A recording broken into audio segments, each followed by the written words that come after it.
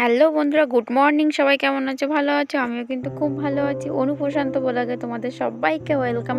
তো দেখো, আজকে কিন্তু জলপাই আর আমলকি এনে আচার বানাবো, আর সেটাই তোমাদেরকে দেখাবো। তার জন্য দেখো, সকাল সকাল বাজারে বেরিয়ে পড়েছি, আর ওখান থেকে ফিরে এসে কিন্তু তোমাদের আচার বানানোটা দেখাবো। তো চলো। তো দেখো, আমরা কিন্তু তাড়াতাড়ি চলে এসেছি, আর এই যে দেখতেই পাচ্ছ, বাড়ির ভিতরে চলে আসলাম। আর এবারে তোমাদের সাথে শেয়ার করব আচার বানানোর পদ্ধতি। তো চলো, তার আগে আমার মিঠু সোনাকে তো একটু দেখতেই হবে। আর এই যে দেখতে পাচ্ছ, আমার মিঠু সোনার চানের জল দিয়ে দিয়েছে। তো ও না এই ঠান্ডার সময় চান করতে একদমই চায় না। তো তোমাদের দাদা দেখো, জলটা নিয়ে রৌদ্রে দিয়ে দিয়েছে ওকে চান করানোর জন্য, কিন্তু বারবার জলের কাছে যাচ্ছে, কিন্তু ও চানটাই করছে না। আর দেখো, আমি এদিকে কিন্তু রান্নার জন্য তোড়জোড় শুরু করে দিয়েছি, কারণ এদিকে আচার বানাতে হবে। আর এই দেখতে পাচ্ছ, সকালে কিন্তু আমরা লাল শাক আর এটা কি বলে যেন জানি না, ঝিঙে না তরুল যাই একটা বলে, তো সেটাই কাটছি। আর এপাশে দেখো, তোমাদের দাদাভাই আচার বানানোর জন্য আমলকি এবং জলপাই দুটোই কিন্তু ধুয়ে বেশ পরিষ্কার করে নিচ্ছে।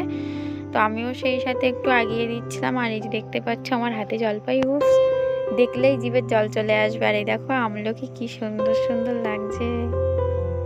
এই যে দেখো, আর দেখো, আচার বানাতে কিন্তু আমি যাই না, আচারটা কিন্তু তোমাদের দাদা ভাই বানাবে। আর এই যে দেখতে পাচ্ছ, তোমাদের দাদা ভাই কিন্তু আচার বানাচ্ছে। তবে এর কালারটা দেখো কি সুন্দর এসছে, দেখলেই মনে হবে খাই খাই খাই।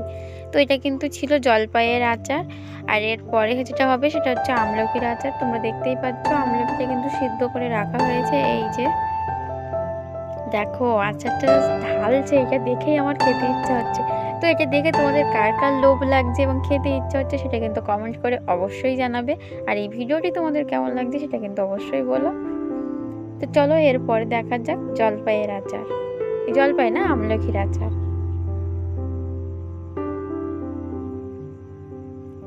তবে এর কালারটা না খুব সুন্দর এসছে, এই যে দেখতেই পাচ্ছ। আর শীতের সময় এরকম আচার খেতে কিন্তু বেশ ভালোই লাগে।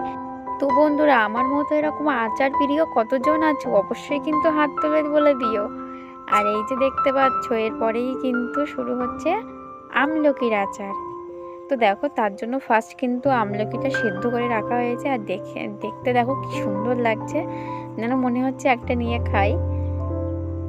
দেখো, কালারটা কিন্তু খুব সুন্দর এসেছে। আর এই যে দেখো, পুরো একদম খুব সুন্দর করে সিদ্ধ হয়ে গেছে। আর ওর থেকে না দানাগুলো আলাদা করে বেছে নিতে হয়েছে, কারণ দানা রাখলে হবে না, তাহলে কষ লাগবে। আর এই যে দেখো, তোমাদের দাদা ভাই ছিল না, তার জন্য আমি জাস্ট একটু মাত্র বড়ি করছিলাম। তো তোমরা দেখতে পাচ্ছ ওর কালারটা কেমন এসেছে। আর আমলকির আচারটা কিন্তু প্রায় হয়েই এসেছে, আর বেশি বাকি নেই। তো এটা ছিল জলপাইয়ের আচার, দেখো কি সুন্দর লাগছে। আর তার বাকি ওটা দেখতে পাচ্ছ না, কিন্তু আমলকির আচার। এই যে দুটোই কিন্তু আমাদের তৈরি করা একদম কমপ্লিট।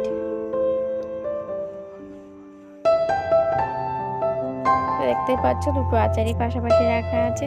তো চলো, এবার আমাদের ছানাপোনাদেরকে তোমাদের একটু দেখাই, কারণ আমার বেশ কিছু ছোট্ট ছোট্ট ছানাপোনা। তো বন্ধুরা, আমি ভিডিওটি তাহলে এখানেই শেষ করতে, সবাই তাহলে ভালো থেকো। পরের ভিডিও তোমাদের সাথে আবারও কথা হবে। আর আমার ভিডিওটি তোমাদের ভালো লাগলে চ্যানেলটি অবশ্যই সাবস্ক্রাইব করো, আর কমেন্ট করে জানাবে।